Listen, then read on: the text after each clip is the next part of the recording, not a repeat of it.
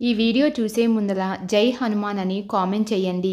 భార్యాభర్తలు రాత్రిపూట సంభోగం చేసుకుంటే ఉదయం లేచి ఏం చెయ్యాలి? ఎలాంటి పనులు చెయ్యాలి? దీపారాధన చెయ్యవచ్చా? స్నానం చెయ్యకుండా బయటకు వెళ్ళవచ్చా?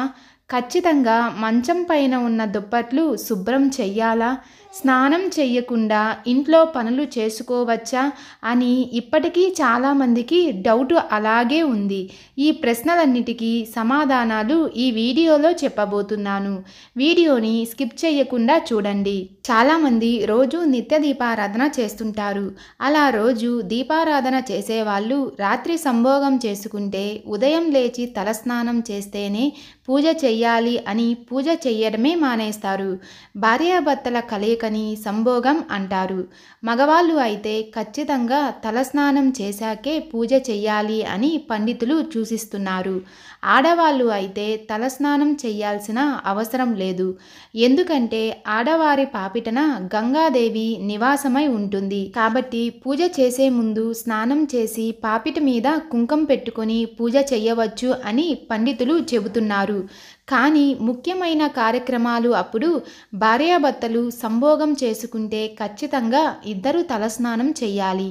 ముఖ్యమైన కార్యక్రమాలు అంటే మీ ఇంట్లో వ్రతం జరుగుతున్నప్పుడు, గుడికి వెళ్తున్నప్పుడు, పండుగ రోజుల్లో నిష్టగా పూజ చెయ్యాలి.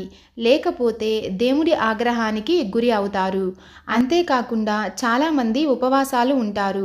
అంటే సోమవారం, శనివారం ఇలా ఒక్కోరు ఒక్కో రోజు ఉపవాసం ఉన్నవారు కూడా తలస్నానం చెయ్యాలి.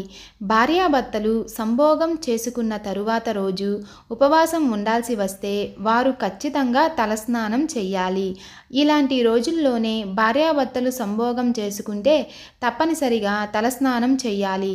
మిగతా రోజుల్లో భార్యాభర్తలు సంభోగం చేసుకుంటే మామూలు స్నానం చేసి పూజ గదిలో ఉన్న విగ్రహాలను తాకకుండా పూజ చేసుకోవచ్చు అని పండితులు చెబుతున్నారు. భార్యాభర్తలు సంభోగం చేసుకున్న తరువాత రోజు ఉదయాన్నే లేచి ఇల్లు మొత్తం తిరగకూడదు.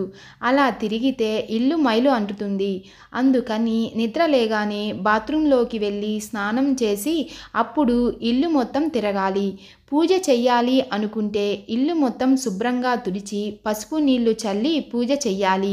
భార్యాభర్తలు సంభోగం చేసుకున్నప్పుడల్లా మంచం మీద ఉన్న దుప్పట్లు ఉతకాల్సిన అవసరం లేదు. కానీ 2 రోజులకొకసారి అయినా దుప్పట్లు ఉతుక్కుంటే మన ఆరోగ్యానికి చాలా మంచిది. పిల్లలు ఉన్న బెడ్ మీద భార్యాభర్తలు సంభోగం ఎట్టి పరిస్థితుల్లో చేసుకోకూడదు. అలా చేసుకుంటే మనకి పాపం తగులుతుంది. పిల్లలకి ఊహ తెలుస్తున్నప్పుడు భార్యాభర్తలు చాలా జాగ్రత్తగా ఉండాలి. ఎందుకంటే పొరపాటున మీ పిల్లలు మిమ్మల్ని గమనిస్తే మీ పిల్లలకు మీ మీద చెడు ప్రభావం కలుగుతుంది. ఈ వీడియో నచ్చితే లైక్ చేసి షేర్ చేయండి. ఇలాంటి మరిన్ని అప్డేట్స్ కోసం మా ఛానల్ని సబ్స్క్రైబ్ చేసుకోండి.